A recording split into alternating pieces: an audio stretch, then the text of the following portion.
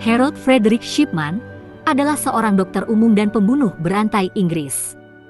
Dia dianggap sebagai salah satu pembunuh berantai paling produktif dalam sejarah modern dengan perkiraan 250 korban. Pada 31 Januari 2000, Shipman dinyatakan bersalah atas pembunuhan 15 pasien di bawah asuhannya. Shipman meninggal karena bunuh diri, gantung diri di selnya di HM Prison Wakefield, West Yorkshire, pada 13 Januari 2004, sehari sebelum ulang tahunnya yang ke-58. The Shipman Inquiry, penyelidikan mengidentifikasi 218 korban dan memperkirakan jumlah total korbannya mencapai 250. Sekitar 80% diantaranya adalah wanita lanjut usia. Korban termuda Shipman yang dikonfirmasi adalah seorang pria berusia 41 tahun, meskipun muncul kecurigaan bahwa dia telah membunuh pasien semuda 4 tahun. Adalah satu-satunya dokter Inggris hingga saat ini yang dihukum karena membunuh pasiennya, meskipun dokter lain telah dibebaskan dari kejahatan serupa atau dihukum karena tuduhan yang lebih rendah. Lahir pada 14 Januari 1946 di Bestwood Estate, Shipman melewati 11 plus pada tahun 1957, pindah ke High Pavement Grammar School, Nottingham, yang ia tinggalkan pada tahun 1964. Dia unggul sebagai pelari jarak jauh, dan pada tahun terakhirnya di sekolah menjabat sebagai wakil kapten tim atletik. Shipman sangat dekat dengan ibunya, yang meninggal karena kanker paru-paru ketika dia berusia 17 tahun. Kematiannya datang dengan cara yang mirip dengan apa yang kemudian menjadi modus operandi Shipman sendiri. Pada tahap akhir penyakitnya, dia memiliki morfin yang diberikan di rumah oleh seorang dokter. Shipman menyaksikan rasa sakit ibunya mereda, meskipun kondisinya terminal, sampai kematiannya pada 21 Juni 1963. Pada 5 November 1966, ia menikah dengan Primrose May Oxtoby. Pasangan itu memiliki 4 anak. Shipman belajar kedokteran di Leeds School of Medicine, University of Leeds. Lulus pada tahun 1970, dia mulai bekerja di Pontefract General Infirmary di Pontefract, West Riding of Yorkshire, dan pada tahun 1974 mengambil posisi pertamanya sebagai dokter umum, YP, di Abraham Ormerod Medical Center di Todmorden. Tahun berikutnya, Shipman ketahuan memalsukan resep Hidineuntun digunakan sendiri. Dia didenda 600 pound dan sempat menghadiri klinik rehabilitasi narkoba Dior. Ia menjadi dokter umum di Donnybrook Medical Center di Hyde, Greater Manchester pada tahun 1977.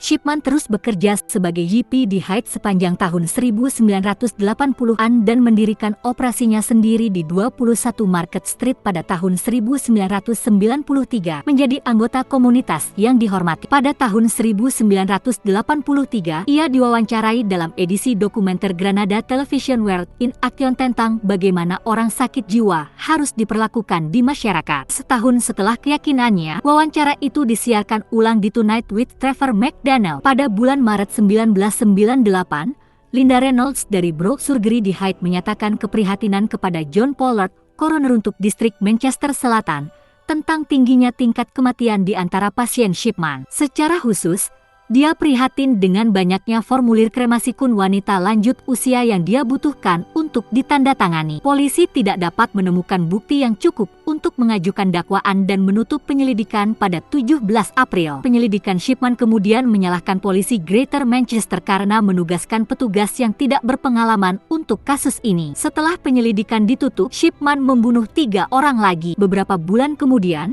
pada bulan Agustus, sopir taksi John Shaw mengatakan kepada polisi bahwa dia mencurigai Shipman membunuh 21 pasien. Shaw menjadi curiga karena banyak pelanggan lanjut usia yang dia bawa ke rumah sakit, yang tampaknya dalam keadaan sehat, meninggal dalam perawatan Shipman. Korban terakhir Shipman adalah Kathleen Grundy, mantan wali kota Hyde yang ditemukan tewas di rumahnya pada 24 Juni 1998. Dia adalah orang terakhir yang melihatnya hidup. Dia kemudian menandatangani sertifikat kematiannya, mencatat penyebab kematiannya sebagai usia tua. Putri Grundy, pengacara Angela Woodruff, menjadi khawatir ketika sesama pengacara Brian Burgess memberitahu dia bahwa surat wasiat telah dibuat tampaknya oleh ibunya dengan keraguan tentang keasliannya. Surat wasiat itu mengecualikan Woodruff dan anak-anaknya, tetapi meninggalkan 386 pound kepada Shipman. Atas desakan Burgess, Woodruff pergi ke polisi yang memulai penyelidikan. Tubuh Grundy digali dan ditemukan mengandung jejak diamorfin, sering digunakan untuk pengendalian rasa sakit pada pasien kanker stadium akhir. Shipman mengklaim bahwa Grundy telah menjadi pecandu dan menunjukkan kepada mereka komentar yang telah dia tulis untuk efek itu dalam jurnal medis terkomputerisasinya.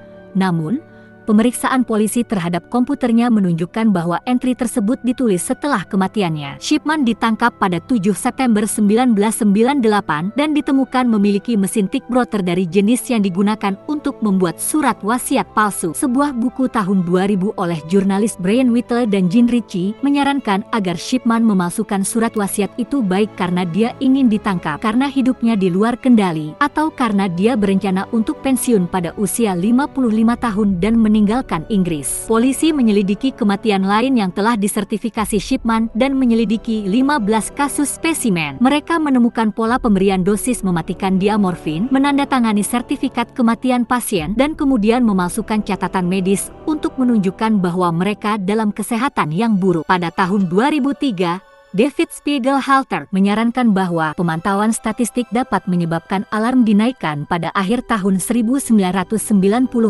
ketika ada 67 kematian berlebih pada wanita berusia di atas 65 tahun dibandingkan dengan 119 pada tahun 1998. Pengadilan dan pemenjaraan. Persidangan Shipman dimulai di Preston Crown Court pada 5 Oktober 1999. Dia didakwa dengan pembunuhan 15 wanita dengan suntikan diamorfin yang mematikan, semuanya antara tahun 1995 dan 1998. Mary Barra, Iran Turner, Lizzie Adams, Jean Lilly, Ivy Lomas, Muriel Grimshaw, Mary Quinn, Kathleen Wagstaff, Bawal Bianca, Norah Nuttall, Pamela Hillier, Bangsal Maureen, Winifred Mellor, Joan Melia, Kathleen Grundy. Perwakilan hukum Shipman mencoba tidak berhasil untuk mengadili kasus Grundy secara terpisah dari yang lain karena motifnya ditunjukkan oleh dugaan pemalsuan surat wasiat Grundy. Pada tanggal 31 Januari 2000, setelah 6 hari musyawarah, juri menyatakan Shipman bersalah atas 15 tuduhan pembunuhan dan 1 tuduhan pemalsuan. Mr. Justice Forbes kemudian menghukum Shipman dengan hukuman penjara seumur hidup atas semua 15 tuduhan pembunuhan, dengan rekomendasi bahwa ia dikenakan tarif seumur hidup untuk dijalani bersamaan dengan hukuman 4 tahun karena memalsukan surat wasiat Grundy. Pada 11 Februari, 11 hari setelah hukumannya, Shipman dikeluarkan dari daftar medis oleh General Medical Council, GMC. 2 tahun kemudian, Menteri Dalam Negeri David Blunkett mengkonfirmasi tarif seumur hidup hakim. Hanya beberapa bulan sebelum Menteri Pemerintah Inggris kehilangan kekuasaan mereka untuk menetapkan persyaratan minimum bagi tahanan. Sementara pihak berwenang dapat mengajukan banyak dakwaan tambahan, mereka menyimpulkan bahwa sidang yang adil tidak mungkin dilakukan mengingat publisitas yang sangat besar seputar persidangan aslinya. Selain itu, 15 hukuman seumur hidup yang telah dijatuhkan membuat litigasi lebih lanjut tidak diperlukan. Shipman berteman dengan sesama pembunuh berantai Peter Moore saat berada di penjara. Shipman menyangkal kesalahannya, membantah bukti ilmiah terhadapnya. Dia tidak pernah membuat pernyataan publik tentang tindakannya. Istri Shipman, Primrose, menyatakan bahwa dia tidak bersalah bahkan setelah keyakinannya. Shipman adalah satu-satunya dokter dalam sejarah pengobatan Inggris yang dinyatakan bersalah membunuh pasiennya. 3 John Bodkin Adams didakwa pada tahun 1957 dengan membunuh 1 pasien, di tengah desas-desus bahwa dia telah membunuh lusinan lagi selama periode 10 tahun dan mungkin memberikan panutan bagi Shipman. Namun, dia dibebaskan dan tidak ada dakwaan lebih lanjut yang dikejar. Sejarawan Pamela Cullen berpendapat bahwa karena pembebasan Adams, tidak ada dorongan untuk memeriksa kelemahan yang ditegaskan dalam sistem hukum Inggris sampai kasus Shipman. Kematian. Shipman mengantung diri di selnya di HM Prison Wakefield pada pukul 6.20 pagi pada tanggal 13 Januari 2004, menjelang ulang tahunnya yang ke-58. Ia dinyatakan meninggal dunia pada pukul 8.10 waktu Indonesia Barat. Sebuah pernyataan dari layanan penjara yang mulia menunjukkan bahwa dia telah gantung diri dari jeruji jendela selnya menggunakan spraynya. Setelah kematian Shipman, tubuhnya dibawa ke kamar mayat di Medico Legal Center untuk pemeriksaan postmortem. Koroner West Yorkshire David Hincliffe akhirnya melepaskan jenazah itu kepada keluarganya setelah pemeriksasikan dan ditunda tak lama setelah itu. Beberapa keluarga korban mengatakan mereka merasa ditipu karena bunuh diri Shipman berarti mereka tidak akan pernah memiliki kepuasan pengakuan atau jawaban mengapa dia melakukan kejahatannya. Kematian Shipman memecah belah surat kabar nasional, dengan Daily Mirror mencapnya sebagai pengecut dingin dan mengutuk layanan penjara karena membiarkan bunuh diri terjadi. Namun, The Independent menyerukannya penyelidikan atas bunuh diri Shipman untuk melihat lebih luas pada keadaan penjara Inggris serta kesejahteraan narapidana. To The Guardian, sebuah artikel oleh Jenderal Sir David Ramsbotham, yang sebelumnya menjabat sebagai Kepala Inspektur Penjara Yang Mulia, menyarankan agar hukuman seumur hidup digantikan oleh hukuman yang tidak terbatas, karena ini setidaknya akan memberi narapidana harapan untuk akhirnya dibebaskan dan mengurangi risiko mereka mengakhiri hidup mereka sendiri dengan bunuh diri, serta membuat manajemen mereka lebih mudah bagi pejabat penjara. Motif Shipman untuk bunuh diri tidak pernah ditetapkan, meskipun dia dilaporkan mengatakan kepada petugas masa percobaannya bahwa dia sedang mempertimbangkan untuk bunuh diri untuk memastikan keamanan keuangan istrinya setelah dia dilucuti dari pensiun layanan kesehatan nasionalnya. Primrose Shipman menerima pensiun NHS penuh. Dia tidak akan berhak untuk itu jika Shipman telah hidup melewati usia 60 tahun. Selain itu, ada bukti bahwa Primrose, yang secara konsisten memprotes ketidakbersalahan Shipman meskipun ada banyak bukti, mulai mencurigai kesalahannya.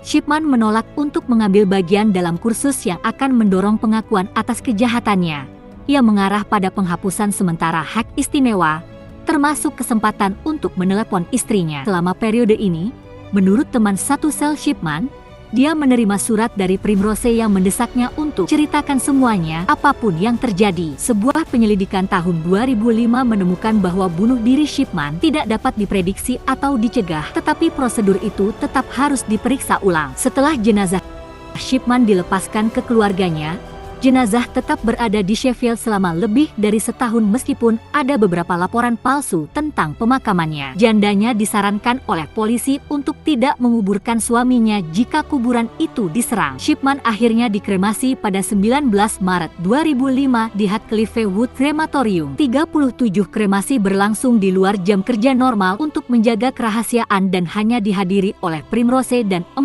anak pasangan itu. Akibatnya, pada Januari 2001, Chris Gregg, seorang detektif senior kepolisian West Yorkshire, terpilih untuk memimpin penyelidikan atas 22 kematian West Yorkshire. Setelah ini, The Shipman Inquiry, yang diajukan pada Juli 2002, menyimpulkan bahwa ia telah membunuh setidaknya 218 pasiennya antara 1975 dan 1998. Selama waktu itu ia berlatih di Todmorden, 1974, 1975, dan Hyde, 1977, 1998. Dame Janet Smith, hakim yang menyerahkan laporan itu, mengakui bahwa lebih banyak kematian yang bersifat mencurigakan tidak dapat secara definitif dianggap sebagai Shipman. Sebagian besar korbannya adalah wanita lanjut usia dalam keadaan sehat.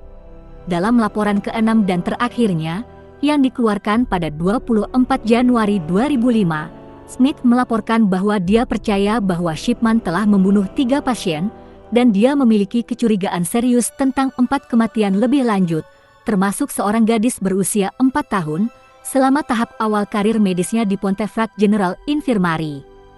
Secara total, 459 orang meninggal saat berada di bawah perawatannya antara tahun 1971 dan 1998, tetapi tidak pasti berapa banyak dari mereka yang menjadi korban pembunuhan, karena ia sering menjadi satu-satunya dokter yang menyatakan kematian. Perkiraan Smith tentang jumlah total korban Shipman selama periode 27 tahun itu adalah 250. James C. mendakwa 6 dokter yang menandatangani formulir kremasi untuk korban Shipman dengan pelanggaran, mengklaim mereka seharusnya memperhatikan pola antara kunjungan rumah Shipman dan kematian pasiennya. Semua dokter ini dinyatakan tidak bersalah. Pada Oktober 2005, sidang serupa diadakan terhadap 2 dokter yang bekerja di Rumah Sakit Umum Tameside pada tahun 1994 yang gagal mendeteksi bahwa Shipman sengaja memberikan dosis morfin yang sangat berlebihan. Pada tahun 2005, terungkap bahwa Shipman mungkin telah mencuri perhiasan dari para korbannya. Pada tahun 1998, polisi telah menyita perhiasan senilai lebih dari 10.000 pound yang mereka temukan di garasinya. Pada Maret 2005, ketika Primrose meminta pengembaliannya, polisi menulis surat kepada keluarga korban Shipman meminta mereka untuk mengidentifikasi perhiasan itu. Barang-barang tak dikenal diserahkan kepada Badan Pemulihan Aset pada bulan Mei. 53 penyelidikan berakhir pada bulan Agustus. Pihak berwenang mengembalikan 66 buah ke Primrose dan melelang 33 buah yang dia konfirmasi bukan miliknya. Hasil lelang disalurkan ke Tameside Victim Support. Satu-satunya bagian yang dikembalikan ke keluarga pasien yang terbunuh adalah cincin berlian platinum, di mana keluarga memberikan foto sebagai bukti kepemilikan. Sebuah taman peringatan untuk para korban Shipman, yang disebut Garden of Tranquility, dibuka di Hyde Park, Hyde, pada 30 Juli 2005. Pada awal 2009, keluarga lebih dari 200 korban Shipman masih mencari kompensasi atas kehilangan kerabat mereka. Pada bulan September 2009, surat-surat yang ditulis Shipman di penjara kepada teman-temannya akan dijual di lelang, tetapi setelah keluhan dari kerabat korban dan media, penjualan itu ditarik. Efek Shipman. Kasus Shipman dan serangkaian rekomendasi dalam laporan Shipman Inquiry menyebabkan perubahan pada prosedur medis standar di Inggris, sekarang disebut sebagai efek Shipman. Banyak dokter melaporkan perubahan dalam praktik pengeluaran mereka dan keengganan untuk mengambil risiko meresepkan obat penghilang rasa sakit yang berlebihan mungkin telah menyebabkan kurangnya resep. Praktik sertifikasi kematian juga diubah. Mungkin perubahan terbesar adalah perpindahan dari praktik umum dokter tunggal ke praktik umum multidokter. Ini bukan rekomendasi langsung, melainkan karena laporan tersebut menyatakan bahwa tidak ada cukup pengamanan dan pemantauan keputusan dokter. Formulir yang diperlukan untuk kremasi di Inggris dan Wales telah mengubah pertanyaan mereka sebagai akibat langsung dari kasus Shipman.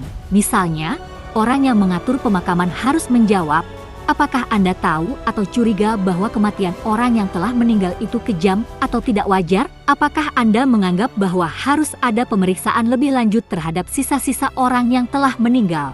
Dalam Harold and Fred, He Make Ladies Dead adalah strip kartun dalam komik Viz edisi 2001, juga menampilkan pembunuh berantai Fred West. Beberapa kerabat korban Shipman menyuarakan kemarahan pada kartun itu. Harold Shipman, Dr. Death, sebuah dramatisasi televisi tentang kasus ini, disiarkan pada tahun 2002, itu dibintangi James Bolam dalam peran judul. Sebuah film dokumenter berjudul Harold Shipman, Dr. Death, dengan kesaksian saksi baru tentang pembunuh berantai, ditampilkan oleh HIT sebagai bagian dari untaian kejahatan hukuman pada 26 April 2018. Program ini dikritik karena menawarkan sedikit wawasan baru. Sebuah drama berjudul Beyond Belief, Scenes from the Shipman Inquiry, ditulis oleh Dennis Wolf dan disutradarai oleh Chris Honor ditampilkan di Library Theatre, Manchester, dari 20 Oktober hingga 22 November 2004. Naskah drama ini terdiri dari ekstrak kata demi kata yang diedit dari Shipman Inquiry, yang diucapkan oleh aktor yang berperan sebagai saksi dan pengacara di penyelidikan. Ini memberikan narasi mencolok yang berfokus pada tragedi pribadi. Sebuah drama dokumenter BBC berjudul Harold Shipman dan dibintangi oleh Ian Brooker dalam peran utama, disiarkan pada April 2014. Seniman satir Cold War TV secara teratur menampilkan Shipman dalam karyanya The Shipman Files, A Very British Crime Story, sebuah film dokumenter 3 bagian oleh Chris Wilson, disiarkan di BBC Two pada 3 malam berturut-turut antara 28 dan 30 September 2020, dan berfokus pada korban Shipman dan bagaimana dia tidak terdeteksi begitu lama. Episode podcast Cacing A Killer Doctor 76 dari seri podcast Cautionary Tales with Tim Harford menampilkan kisah Harold Shipman dan bagaimana hal itu bisa dideteksi jauh lebih awal dengan model statistik yang baik. Lagu tahun 2005, What About Us, oleh band Inggris The Fall membuat referensi eksplisit ke pembunuhan Shipman. Ada seorang pria yang berputar-putar sepanjang waktu dia mengeluarkan obat-obatan. Dia adalah seorang dokter membagikan morfin kepada wanita tua. Dan nama Shipman dinyanyikan sebagai vokal latar selama paduan suara.